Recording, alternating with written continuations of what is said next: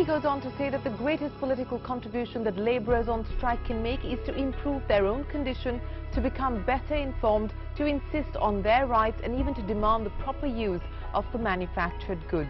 The proper evolution would be for labourers to raise themselves to the status of part proprietors. In the larger context, this calls for each one of us to be active participants, not dormant receivers of government. Hello and welcome to the Ministers of Change. I'm Shireen Khan. This week, as Anna Hazare's battle cry for a Jan Lokpal bill reverberates through the country, we ask, does India need a super regulator to monitor corruption or more effective regulation? All of us, the government, the opposition, the civil society, the academia, the corporate leaders, all of us will have to be unanimous in saying that we have to reduce corruption. We have problems with Parliament, but we must recognize that all our progressive laws has come through the same Parliament. We analyse why the Lokayukta experiment has failed in most states.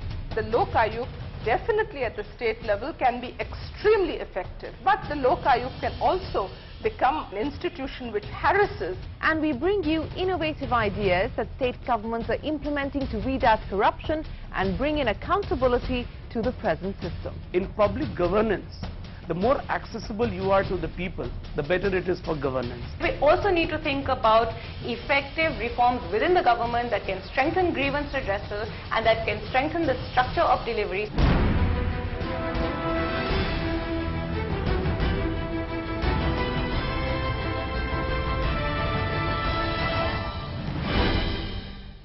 Madam, in the course of 7 years as Prime Minister, I may have made mistakes. Who is about making mistakes? To err is human. But to accuse me of evil intentions, of conniving at corruption is a charge I firmly repudiate.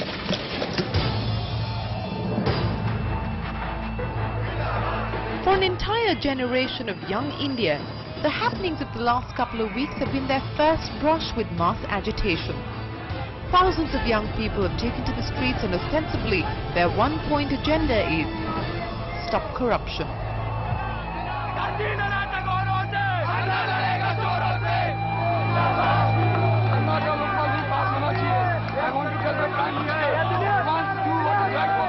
शायद हो सकता है कि मैं बाहर जाकर अब drive ना करूं। मैं उनका सपोर्ट कर रही हूं, उनका हौसला बढ़ा रही हूं।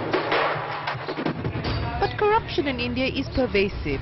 It's not restricted to a certain class or a certain sphere of functioning of the government machinery.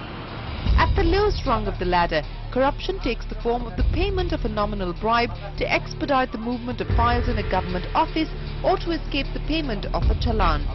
As one moves up the ladder, corruption manifests itself in improper award of contracts and cost overruns on infrastructure projects. And at the very top, it reflects in the undervaluation of natural resources and corporate collusion, which denies the exchequer hundreds and thousands of crores of rupees. Now, while participating in a candlelight protest march might be convenient action, the inconvenient truth is that the malaise of corruption places moral responsibility on both the bribe giver as well as the bribe taker. A top-down approach, as suggested in both versions of the Lokpal bill, might then not be the one-stop solution as is being projected. There's no black and white. One cannot say that one bill is going to come. If our bill comes, 60% of corruption is going to go. That kind of claim is catchy to convince people.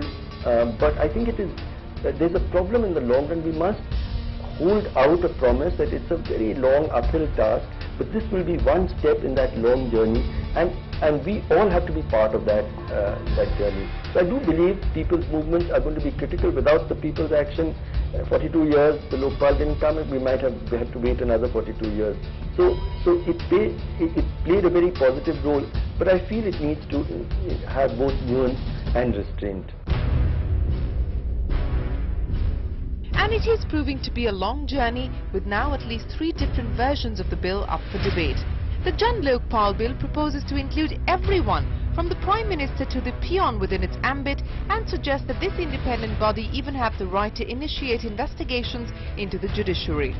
This super regulator with absolute powers will require thousands of perfectly honest staffers, and critics say this makes it impractical. What we have proposed is that instead of one institution that the Jan Lokpal has proposed, we have suggested there should be 5 institutions, because it's administratively not feasible to have one huge organization, and also because there's a problem with accountability structures between various institutions that have been suggested. Both the Jan Lokpal bill and the presentation of ours, which we call a basket of anti-corruption measures, covers everybody. We don't leave out judiciary, we don't leave out the Prime Minister, nobody. Higher and lower bureaucracy is also covered. The point is, Parliament has to consider all the possible options that you have. And in a democracy, you cannot say this or that, black or white, government or this. Certainly not. It's anti-democratic to say that. And as the debate strengthens, there are more suggestions and ideas. We speak of a statutory Lokpal, but our discussion sees at the point of its accountability to the people and the risk that it might itself become corrupt.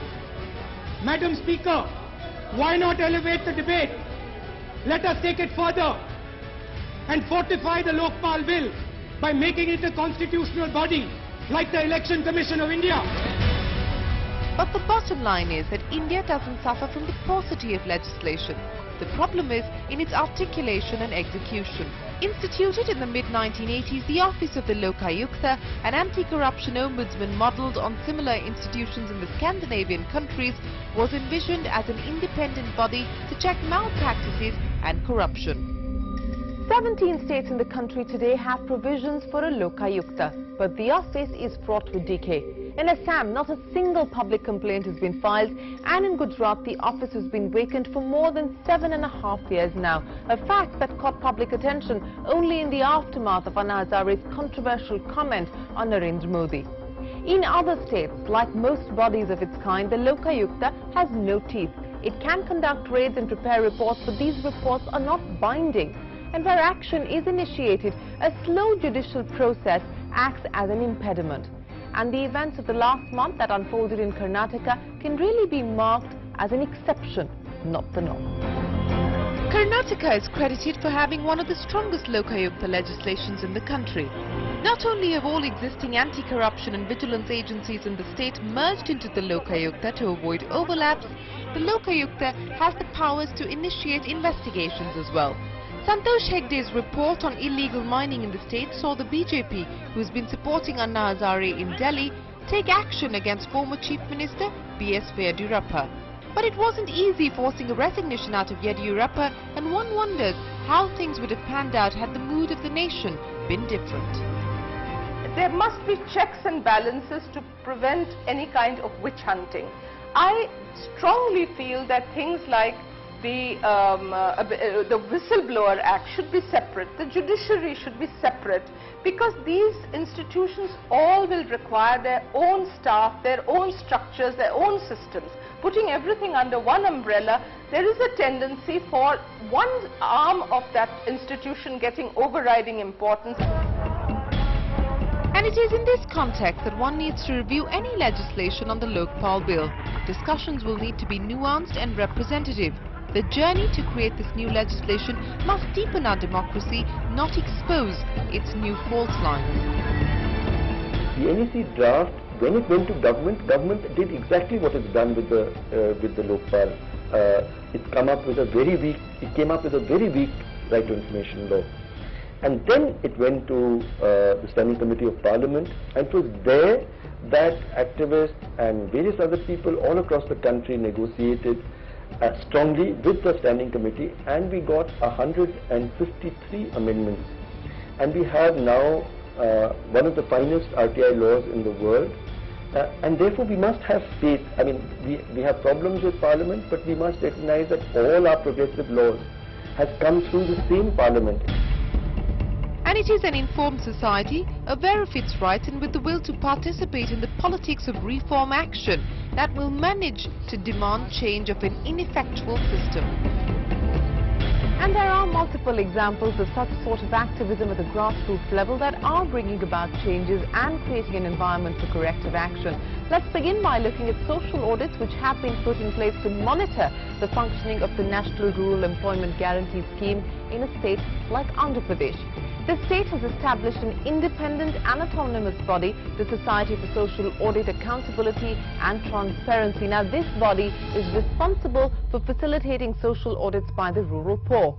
The Commissioner Rural Development enters into an MOU with the audit body to conduct these social audits based on a calendar which is drawn up by the department. The first social audits of the kind now mandated for the NREGA were first conducted by the Mazdoor Kisan Shakti Sangathan in Rajasthan. Closely linked and drawing from the Rights to Information movement, social audits require a systematic evaluation of public records and user feedback in a public forum on various social sector schemes of the government. Social audits engage all stakeholders, more importantly, government officials directly in charge of the project, and he is made answerable to the public in an open forum. It's really difficult to imagine a government which actually has financed, supported a process of dissent against scrutiny of itself. And there's a whole directorate of social audits which has, facilitated and trained a whole set of community organizers who organize social audits, and several crores and crores of rupees have been exposed through this, and they've recently passed a bill in this regard. So I'm most excited by measures to fight corruption which empower ordinary people themselves directly. In comparison, in Andhra Pradesh, social audits have found 88 crore rupees worth of fraud over the past 5 years, and 4,600 officials have faced administrative or criminal charges. The grievance redressal process is part of an administrative system, and because the administration is structured in such a way that there are no clear lines of accountability, you have multiple departments involved in the delivery of the same thing, each of whom have different reporting structures. The enforcement becomes a little bit of a question mark. And empowering people, putting them in charge, is what Gandhi envisioned for democratic independent India, placing emphasis on village panchayats, imagining them as self-governing republics. While many states today have implemented the mandatory provisions of the Panchayati Raj Act, such as reservation for women, SCs and STs, few states have actually strengthened panchayats by transferring power to them regarding the 3 F's: functions, funds and functionaries. On Gandhi Jayanti last year, Rajasthan Chief Minister Ashok Gehlot announced that the rural district level functioning of 5 departments: primary education, health, women and child welfare, social justice and agriculture would be transferred to the 3-tiered Panchayati Raj institution.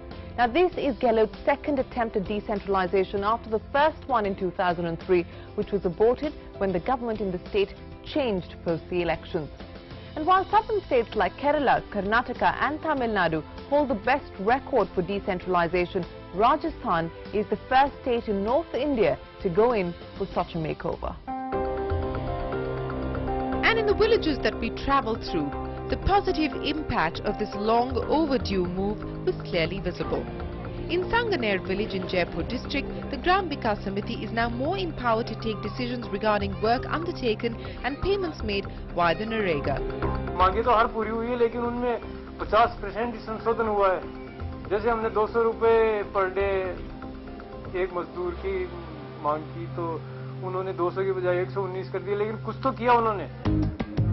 And at the most basic level, this decentralization of power has meant that residents now have the power to transfer errant Anganwadi Sevikas, PDS shop owners and school teachers.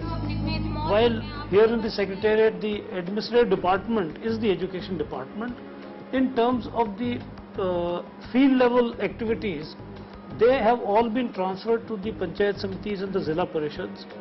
They control the entire setup there, and with that development, our feeling is that all those micro level problems and issues which can't really be projected here nor sorted out at the state level would be taken care of. For example, sitting here, I may not know in a particular district and in a particular area what is the position of vacancies. Well, time for us to take a break on the Ministers of Change, but when we return, we focus on the use of technology to cut out corruption in infrastructure projects.